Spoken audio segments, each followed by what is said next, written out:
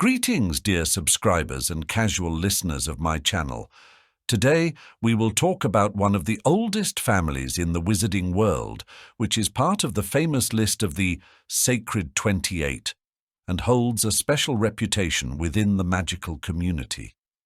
The Gaunts have very deep roots that trace back to as early as the 1600s, and from there directly to Salazar Slytherin himself.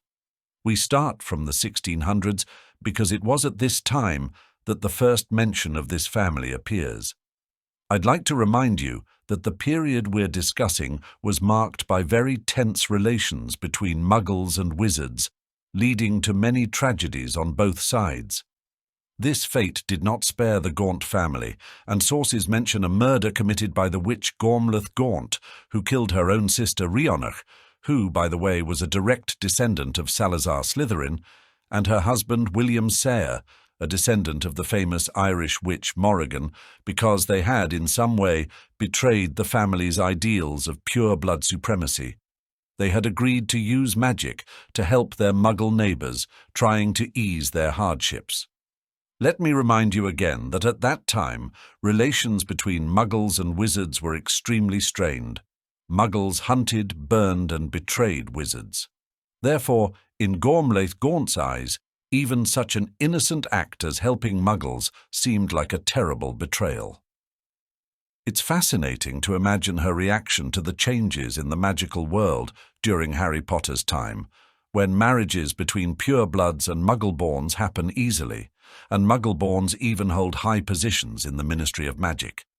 So, Gormlaith kills her sister and her sister's husband, but spares their 5-year-old daughter Iseult, as she plans to raise the child with pure-blood aristocratic ideals and instill in her the superiority of pure-blood wizards, hoping that the girl would become one of the most devoted followers of this ideology.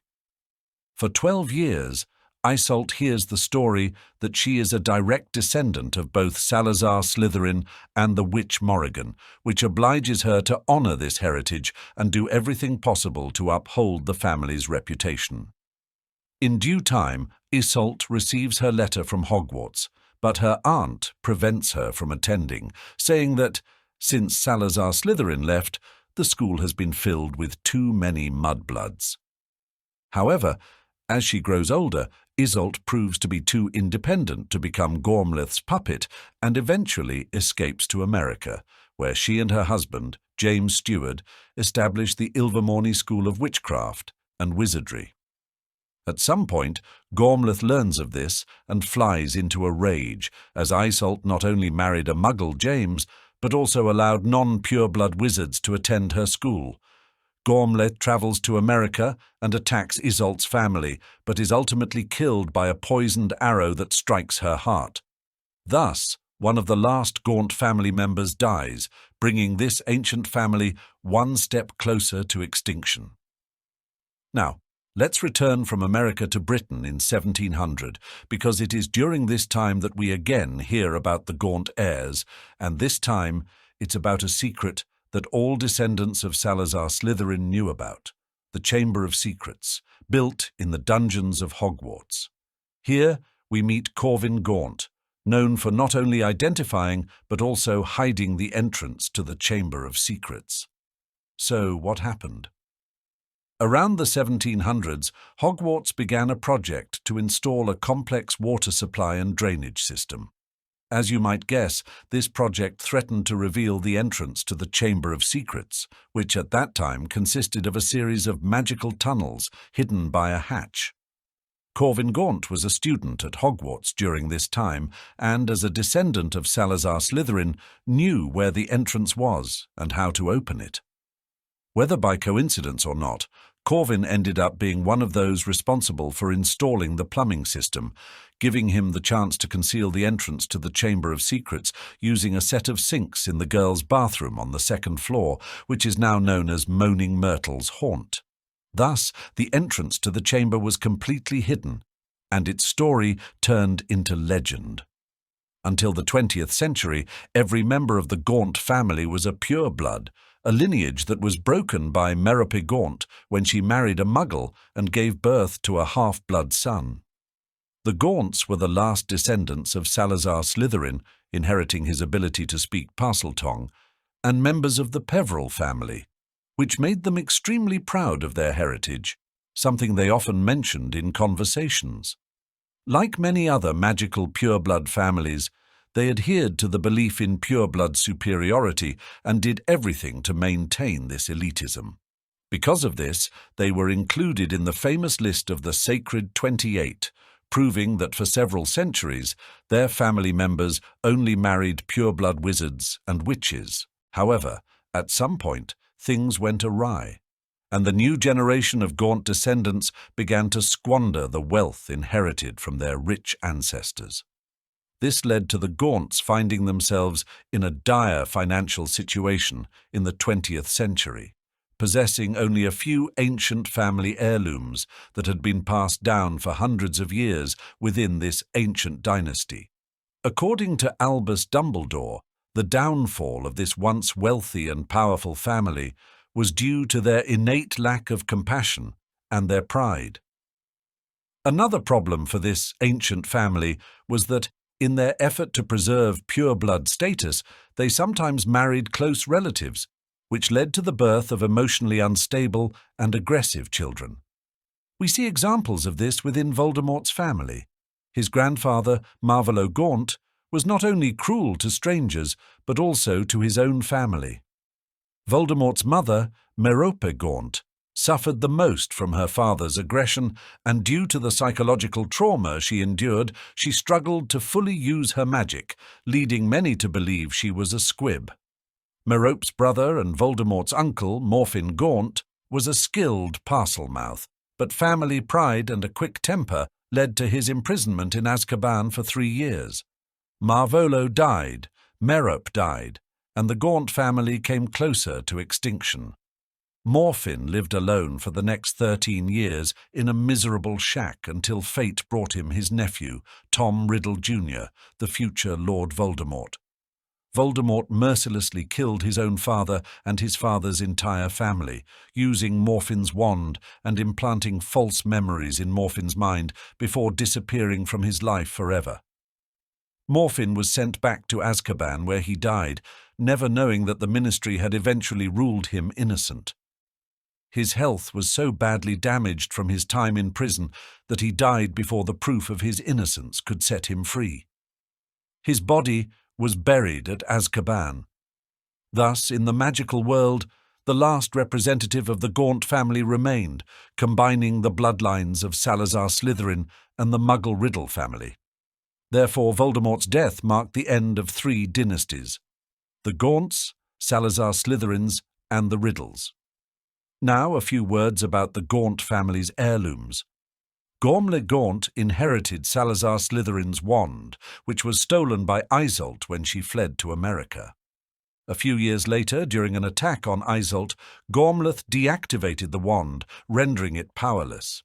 Iseult decided to bury the now useless wand on the grounds of her school Ilvermorny, and, in time, a massive and unique snakewood tree grew there, with leaves that carried magical healing properties.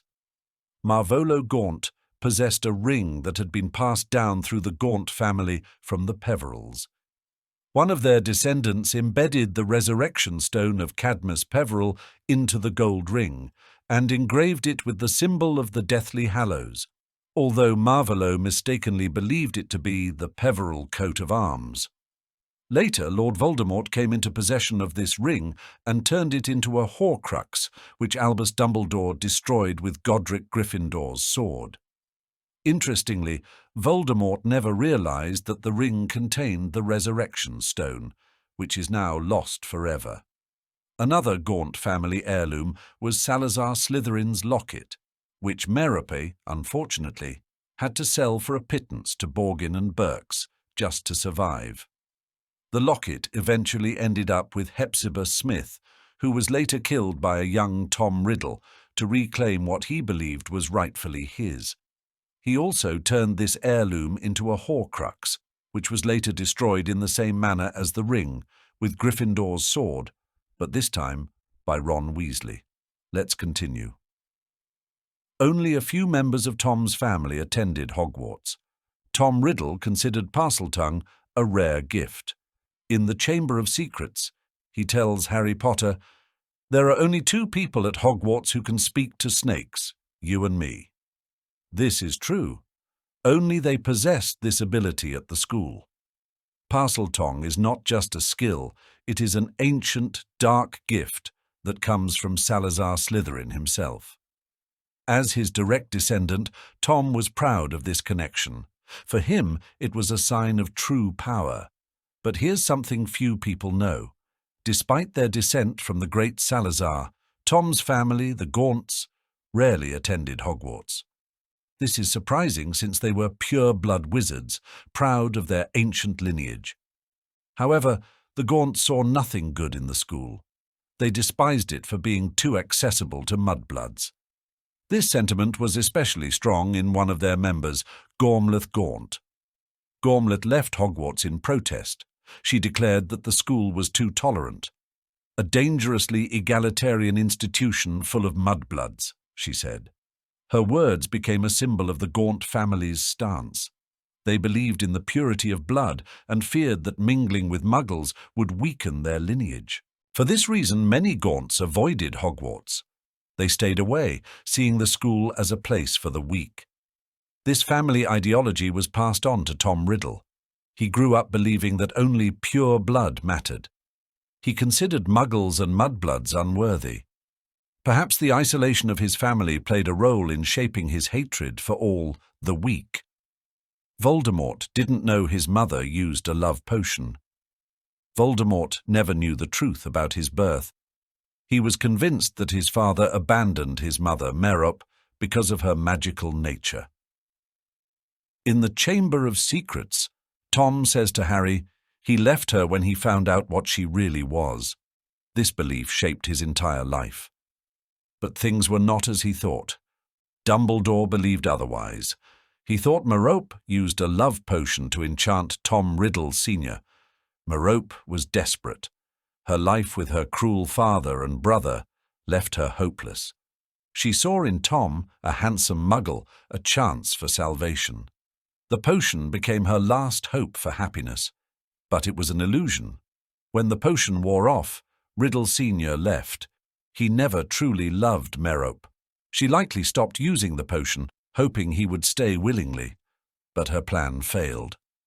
Tom returned to his Muggle family, never knowing he had a son. Voldemort believed a different version. He thought his father left when he discovered Merope's magic. For him, this was an act of betrayal. He hated his father for this all his life. In his version of events, the love potion never existed. His father abandoned his mother because he was weak and couldn't accept magic. This conflict of versions is one of the darkest mysteries of Voldemort's past. Dumbledore was confident in his theory, knowing that love potions are dangerous, and Merope's desperation could have driven her to use one. But Voldemort couldn't accept the idea that his birth was the result of magical deceit. Let's move on. The relationship between Merope and Tom was one of the reasons for Voldemort's nature. The relationship between Merope Gaunt and Tom Riddle Sr. was the reason for Voldemort's inability to love. J.K. Rowling explained that the absence of real love in this union predestined his fate. Tom Riddle was born not out of love, but out of deceit and manipulation, which left a dark mark on him. Merope was desperately in love with Riddle Sr., but he never loved her. She resorted to magic, using a love potion to keep him. It was a false, forced union. Their son, Voldemort, was the result of this lie. His mother tricked his father, and his father abandoned them both. Rowling emphasized, Tom Riddle was not born out of love, and this is important. Love was alien to him. He never experienced true emotions. Voldemort grew up in an orphanage, surrounded by coldness and indifference. Even as a child, he began to show cruelty. No one cared for him or gave him warmth. His parents' relationship taught him that power is more important than feelings. Merope couldn't achieve love, and Tom saw this as a weakness. He concluded that the only way to achieve anything was through control and power. Love seemed useless to him. This belief stayed with him for life. When Voldemort learned about his mother's fate, it only deepened his hatred. Merope died, leaving him alone. She didn't fight for herself or for him. To Tom, this was a betrayal. He couldn't understand why she gave up. Her weakness only reinforced his belief that love is a weakness. Next point. The reason why Tom married Merope because of a love potion may not be entirely true. Dumbledore always suspected that Merope used a love potion to win over Tom Riddle Sr. He told Harry that this would explain why a wealthy and handsome Muggle would marry a poor witch. But even Dumbledore wasn't 100% certain. He knew the truth might have been more complicated. Merope was indeed desperate. Her life with her cruel father and brother drove her to seek any way out. Magic may have seemed like her only chance at happiness, but perhaps she simply hoped that Tom would love her on his own. We only know one thing: their marriage fell apart. Tom returned to his family, leaving Merope pregnant and alone. Voldemort never believed in the love potion theory. To him, everything was clear. His father abandoned Merope when he learned she was a witch. In his eyes, that explained everything. Muggles always feared magic, and for Tom Riddle Sr., that was reason enough to leave. Voldemort saw this as nothing more than cowardice and betrayal. But what if Merope really didn't use magic? Dumbledore had his doubts. If the potion wore off, why didn't she renew its effects? Perhaps she hoped that Tom would stay willingly, or her powers had weakened. Maybe their love, if it ever existed, fell apart not because of magic, but because of fear. There's a theory that Tom was never enchanted. He might have married Merope without knowing she was a witch, and left when the truth came out. This explanation seems simple. Ordinary fear of magic. But Voldemort couldn't accept such a version. For him, everything had to be more complicated. Voldemort didn't look for easy answers. He believed that his father left because he was afraid of magic, because that justified his hatred for Muggles. If Tom Riddle Sr. left because of magic, it made Voldemort feel even more justified in his hatred. But the truth remained a mystery. Voldemort might never have existed if Merope had lived. Merope Gaunt died shortly after Tom was born. She refused to use magic that could have saved her life. Perhaps she simply gave up, worn out by suffering. Her death left her son an orphan. Tom ended up in an orphanage where he knew neither warmth nor care. This was the first step in his transformation into Voldemort. Tom's childhood in the orphanage was a nightmare. He never felt love, only coldness and indifference. The caretakers didn't care for him, and the other children feared him. From an early age, Tom understood that the world was cruel. To survive, he began manipulating people and instilling fear in them.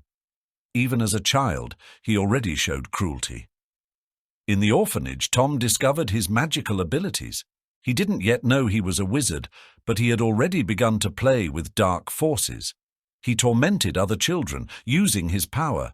The loneliness he experienced only strengthened his desire for control and power. In his childhood, he had neither family nor love. This shaped his future.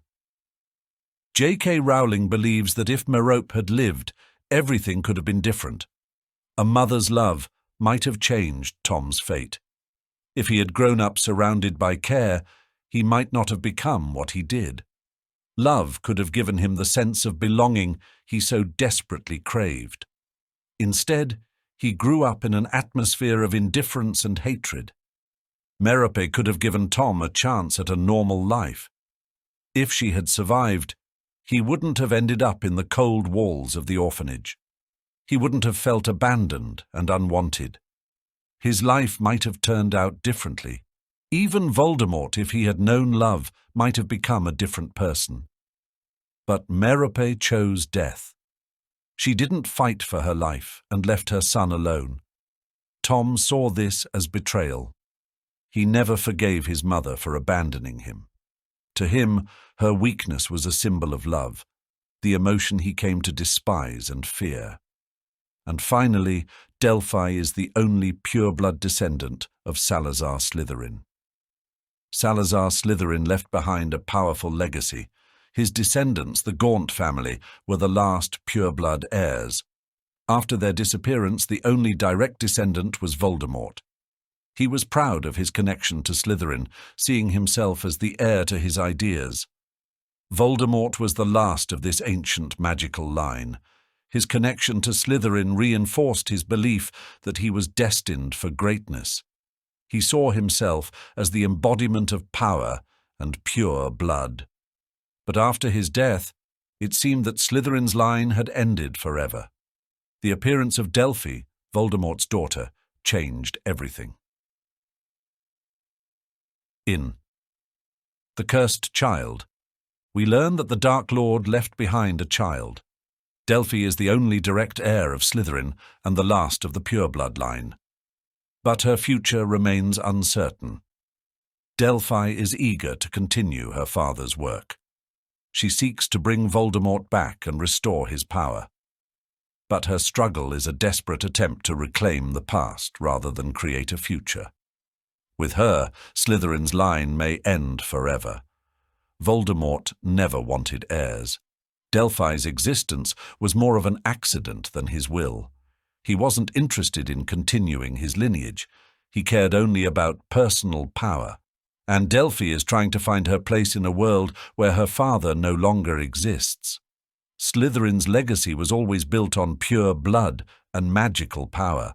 But despite being pure blood, Delphi is alone. She has neither followers nor support.